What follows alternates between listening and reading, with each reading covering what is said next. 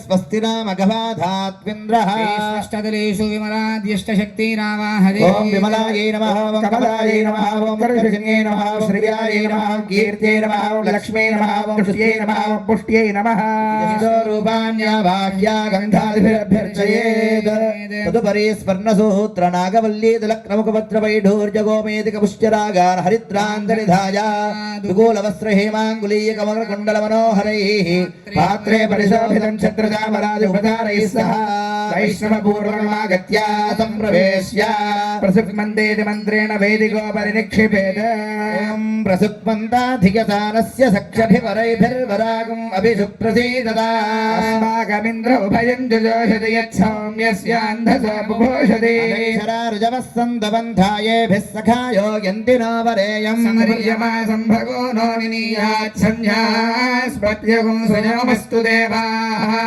प्रथमं मनस्तत्त्वाय सविता धियः निजाय पृथिव्याध्याभरद मनसा देवान् सुवर्यतो धिया दिवं बृहज्योतिः करिष्यतः सविता प्रसुवादिदानेन मनसा वयं देवस्य सवितः सवे स्वर्गेयाय शक्त्यै देवाय अर्घ्यवाद्या समनीयानि दत्त्वा आचार्यः प्राणानायम्य श्री सीतादेव्याः सह श्रीरामचन्द्रस्वामिनः तिरुकल्याण महोत्सव आराधन कर्मणि आदौ कौतुकाराधनं यज्ञोपवीत आराधनं करिष्ये सुवर्ण कौतुकं गन्धेनानुलिप्य धूपेनादिवास्य अर्यमन्त्रेणाभिमन्त्र्या ओम अर्यमणं बृहस्पतिमिन्द्रं दानाय चोदयामि सरस्वतीकं सवितारं च वाजिनं सोमगुं राजानं वरुणमग्निमन्वारभामहे यान् विष्णुगं सूर्यं ब्रह्माणं च बृहस्पतिम् अग्निराजुष्मान् दिवञ्जभिर्मार्जयित्वा अग्निराजुष्मान् समरस्पतिभिराजुष्मान् तेन त्वाजुषाजुष्मन्तं करोमि आजुष्मान् स औषधीभिराजुष्मान् तेन त्वाजुषाजुष्मन्तं करोमि आयुष्मान् सदक्षिणाभिराजुष्मान् तेन त्वाजुषाजुष्मन्तं करोमि आजुष्मत्तद्ब्राह्मणैराजुष्मन् तेन त्वाजुषाजुष्मन्तं करोमि आजुष्मन्तस्ते मृतेनाजुष्मन्तस्तेन त्वाजुषाजुष्मन्तं करोमि यज्ञोपवीतं कुङ्कुमचन्दनात्येरणं कृत्य विष्णोरराटविसमन्त्रेणाभिमन्त्र्या विष्णोरराटमसि विष्णो पृष्ठमसि विष्णोश्च प्रेष्ठो विष्णोस्योरसि विष्णोर्ध्वमसि वैष्णवमसि विष्णवे त्वा देवताभ्यो नमः यज्ञोपवीतदेवताभ्यो नमः एते गन्धाक्षतपुष्पधूपदीपोत्तरयाभरणाद्यलङ्काराः सर्वोपचाराः ओम कौतुकदेवताभ्यो नमः ओम महादेव्यै च विद्महे विष्णुपत्न्यै च धीमहि लक्ष्मीः प्रचोदयात् नारायणाय विद्महे वासुदेवाय धीमहि विष्णुः प्रचोदयात् नीराजनदीपं सन्दर्शयामि ओम मानोहि जातवेदो कामश्वं पुरुषं जगदः श्रीरामाय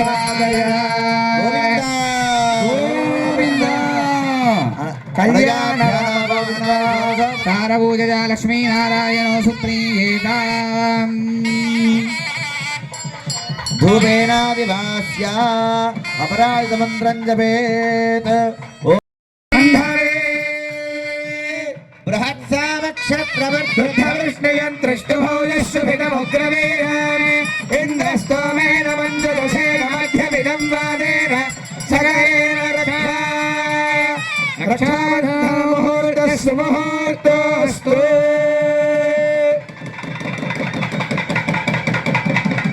जय सीतारामचंद्र भगवान की।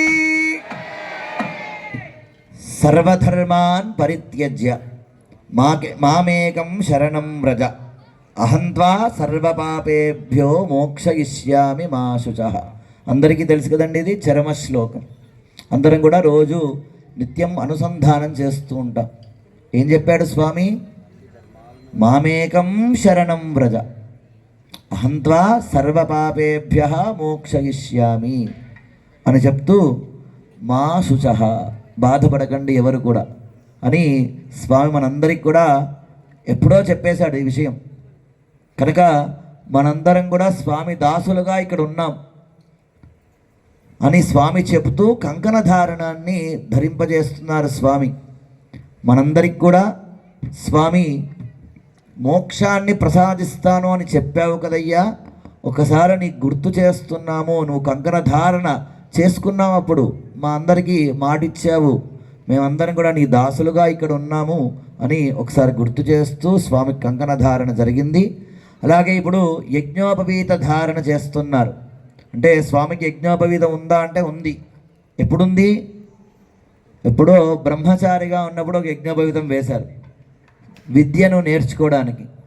ఇప్పుడు రెండో యజ్ఞోపవీతాన్ని సమర్పిస్తున్నారు. దీన్ని ఏమంటారంటే స్నాతక వ్రతం అంటారు. అంటే విద్య ప్రారంభించేటప్పుడు ఒక యజ్ఞ సూత్రాన్ని, విద్య పూర్తయ్యాక రెండవ యజ్ఞ సూత్రాన్ని సమర్పిస్తారు. ఇప్పుడు మన కాలేజీలో ఏం చేస్తారండి? విద్య పూర్తవుతే కాన్వికేషన్, గ్రాడ్యుయేషన్, కాన్వికేషన్ ఇలాంటి పదాలు వాడుతూ ఉంటాం కదా. అలాగే ఇప్పుడు స్వామి విద్య పూర్తయిపోయిందట, స్వామికుడు ఇప్పుడు కాన్వికేషన్ చేస్తున్నారు. దానికి యజ్ఞ సూత్రాన్ని సమర్పిస్తున్నారు. కాన్వికేషన్ తర్వాత నెక్స్ట్ ఏంటి? వివాహం. అంటే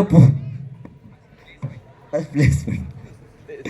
అంటే బ్రహ్మచర్య ఆశ్రమం పూర్తయిపోయి గృహస్థ ఆశ్రమానికి స్వామి సన్నిధుడయ్యాడు.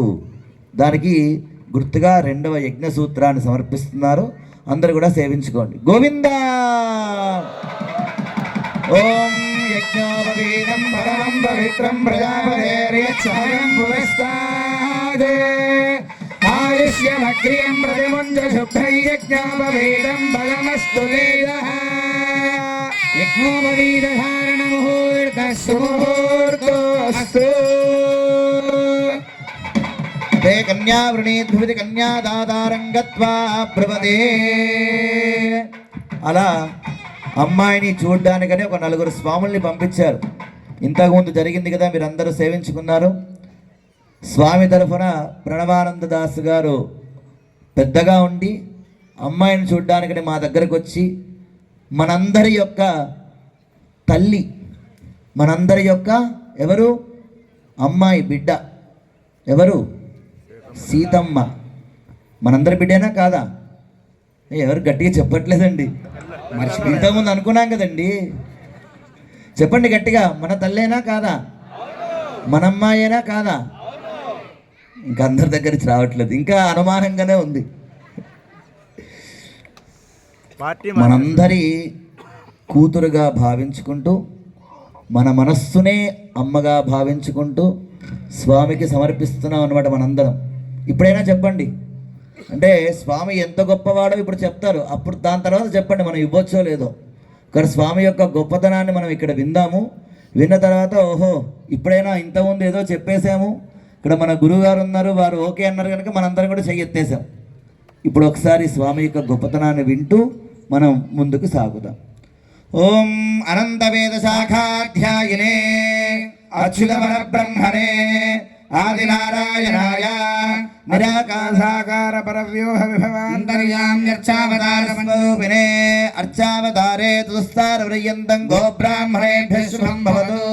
వాసిష్ఠమైత్రావరణ కౌండిన్యత్రయార్షేయ ప్రవరాన్విత వసిష్ఠ గోత్రోద్భవాయ చతుర్దశ భువనాధీశ్వరాయ స్వాదేతాయ అఖిలాండకోటి బ్రహ్మాండ నాయకాయ సురాసురార్చిత పాదపద్మయుగలాయ లోకోన్నత పవిత్రాయ ఆర్ద్రత్రాణపరాయణాయ నిర్చావతార స్వరూపిణే నాభాగ మహారాజ వర్మణో నప్త్రే అజ మహారాజ వర్మణః పౌత్రాయ దశరథ మహారాజ వర్మణః పుత్రాయ అర్చావతారే శ్రీరామచంద్ర స్వామినే కన్యార్థినే వరాయ వృణీధ్వం వృణీమహే అహోదాస్యామీతి ప్రతివచనం.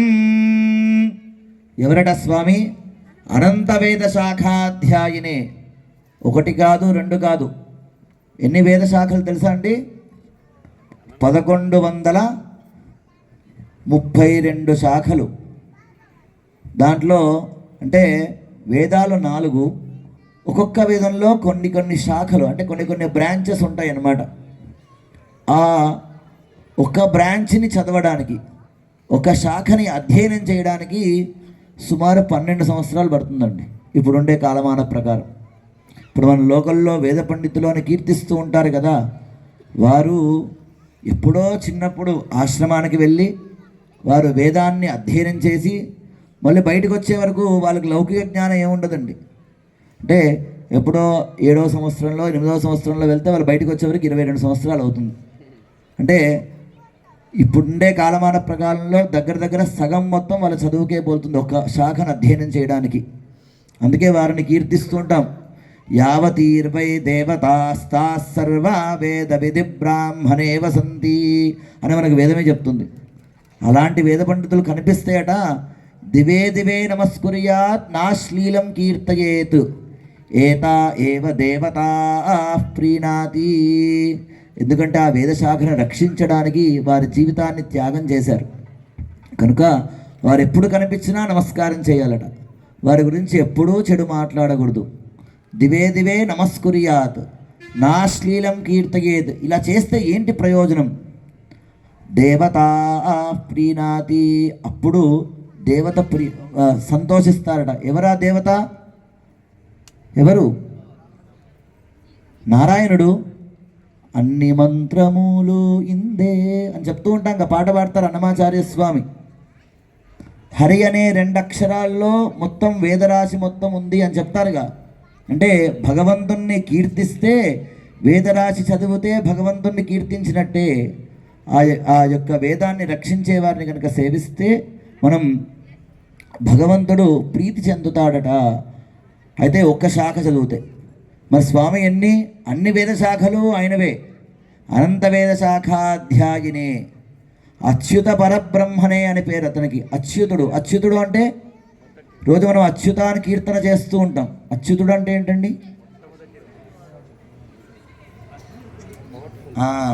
అచ్యుతము అంటే జారేటివాడు, అచ్యుతుడు అంటే జారకుండా పట్టుకునేవాడు అని. మనం ఈ సంసారం అనే సాగరంలో తిరుగుతూ భగవంతుణ్ణి సేవిస్తూ ఈ సాగరంలోంచి మనం పైకి ఉద్ధరించేవాడు కదా అచ్యుతుడు.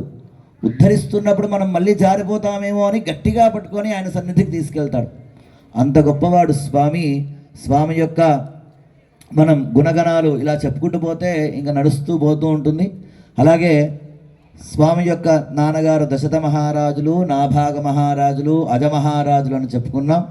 ఇంత గొప్ప స్వామికి అల్లారు ముద్దుగా ఎప్పటి నుంచి పెంచుకుంటామండి? మనం ఎన్నో యుగాల నుంచి మనం పెంచుకుంటున్నాం మన మనస్సులో. అలాంటి అమ్మని మనం ఇప్పుడు స్వామికి సమర్పిస్తున్నాం కన్యాదానంగా. చేద్దామా లేదా? ఇప్పుడైనా గట్టిగా చెప్పండి. అహోదాస్యామి. అలాగే అమ్మ యొక్క గోత్రనామాలను కూడా ఒకసారి శ్రవణం చేద్దాం. చతుస్సారపర్యంతం గో బ్రాహ్మణేభ్యః శుభం భవతు. చతుర్వేద శాఖాధ్యాయిని ఆంగీరస ఆయాస్య గౌతమత్రిజారుషేయ ప్రబలాన్విత గౌతమ గోత్రోద్భవాం స్వర్ణరోమ మహారాజ వర్మణో నప్త్రీ మహారాజన శర్మణః పౌత్రీ జనక మహారాజ వర్మణః పుత్రీ సీతాదేవీ నామ్నీం అయోనిజాం వరార్థినీం కన్యాం తహ సామ్రాజ్యమిదిశస్క్రమిది ఆశీర్వాదం కుర్యాత్. ఓం సామ్రాజ్యం భోజ్యం స్వరాజ్యం వైరాజ్యం మహారాజ్యమాధిపత్యమయం యశస్కారం బలవంతం ప్రభుత్వం తమేవ రాజాధిపతిర్బభూవ సంకీర్ణనాగాస్వపతిర్నరాణాం సుమంగళ్యం ససదం దీర్ఘమాయుః. ఆసనార్థం ఉదకక్రం కూర్చం దద్యాద్ అయంతే విస్తరః. స్వామికి ఇప్పుడు వరపూజా కార్యక్రమాన్ని మన అర్చక స్వామి సమర్పిస్తున్నారు.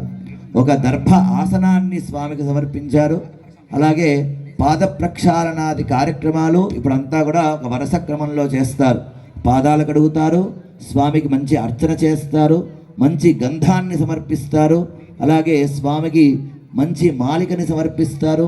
అలాగే స్వామికి ఇప్పుడు కళ్యాణ వస్త్రాలు సమర్పిస్తారు. అలాగే మధుపర్కము అనేటువంటి ఒక ద్రవ్యాన్ని స్వామికి సమర్పిస్తారు. అవన్నీ కూడా మనం ఒక రకంగా సేవించడం చేసుకుందాం. గోవిందా గోవిందా. బ్రహ్మ కడిగిన పాదము సంకీర్తన.